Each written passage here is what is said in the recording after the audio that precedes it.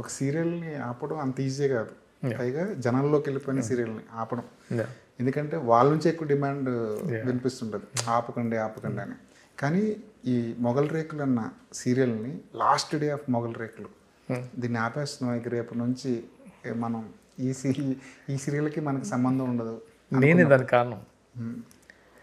Almost అంటే serial వెళ్తూ ఉంది అంటే ఒక మంచి ఫేజ్లో వెళ్తున్నప్పుడు నేను ఇంకా కథ ఇంతకు మించి డ్రాగ్ చేసి బాగుండదేమో అంటే నేను వాళ్ళతో ఎంత అంటే అసోసియేషన్ అంటే నన్ను కథలో కూర్చోబెట్టేవాళ్ళు. అంటే చెప్తాను కదా ఒక టీం,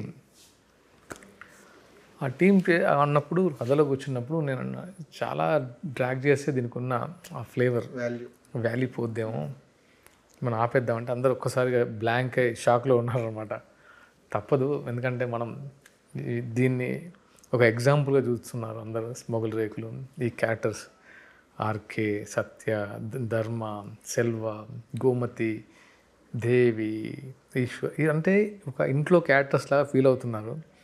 ఎప్పుడైతే బోర్ కొట్టిందో వాళ్ళ ఇష్టం పోతుంది, మన ఇష్టాన్ని పోగొట్టుకోకూడదు అంటే అయ్యా కన్విన్స్డ్. సో ఫైన్ డే అందరూ చాలా బాధపడ్డారు, నేను మాత్రం చాలా ధైర్యంగా ఉన్నాను. అంటే నాకు ఆ వాల్యూ ఇష్టం. రోజుకి ఇంత డబ్బు వస్తుంది అనే దానికంటే ఆ సీరియల్ని ఎప్పటికీ గుర్తుపెట్టుకోవాలని ఇష్టం.